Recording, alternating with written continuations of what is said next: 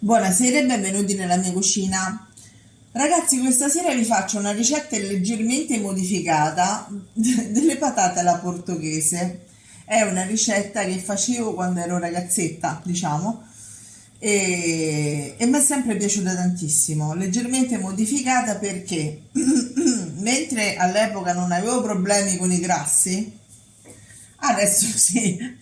E quindi invece della panna andrò a mettere il latte e invece del burro, tanto burro, ho diminuito un pochino la dose, ho messo quello a basso contenuto di colesterolo. Parlo delle patate alla portoghese.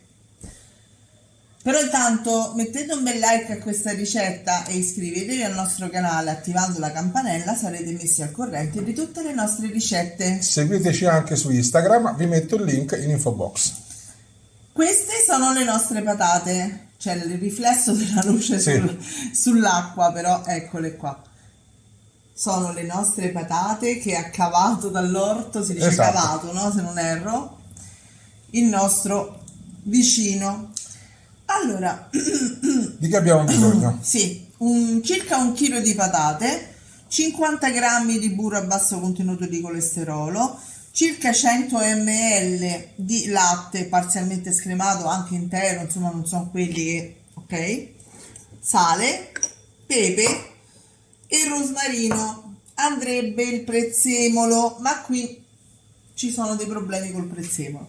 Quindi Sono allergico, amore. Quindi... è allergico. Quindi mi raccomando, voi se vi piace mettete il prezzemolo che ci sta un incanto. Io andrò a mettere per ovvia ragione il rosmarino.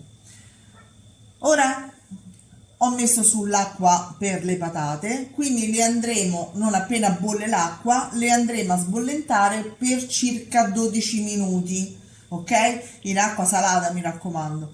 Dopo ci vediamo qua con le patate semicotte.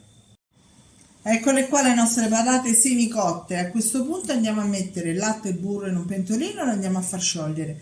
Facciamo a fette abbastanza spesse le nostre patate, ora vi faccio vedere, e accendiamo il forno a 200 gradi, forno statico.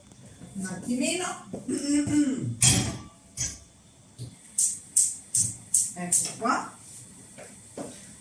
Prendiamo, sono ancora incandescenti, quindi abbiamo con tutta la buccia, li tagliamo belle spesse, diciamo da 1,5 cm, ok? I sederini li lasciamo così, ok? Le facciamo tutte, imburriamo questo stampo poco poco, tanto per tenere ferma la carta da forno, e andiamo a mettere il foglio di carta da forno. Ci rivediamo tra un attimo. Eccole qua le nostre patate tutte tagliate.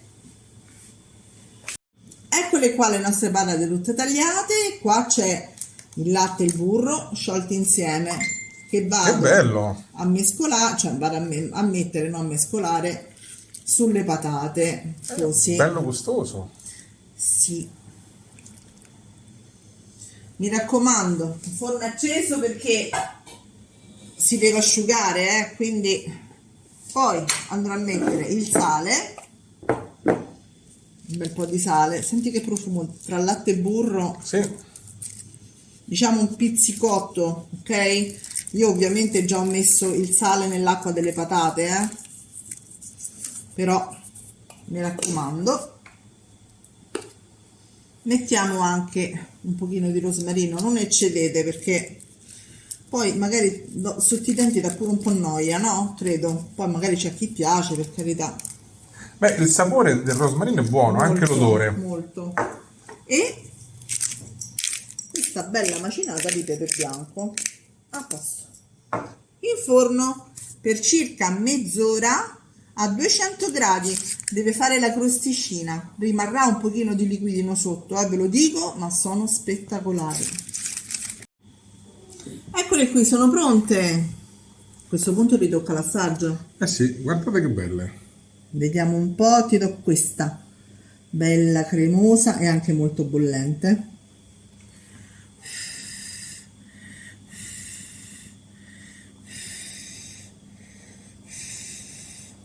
Guarda che scotta, fa attenzione. Tiro come sono gustose?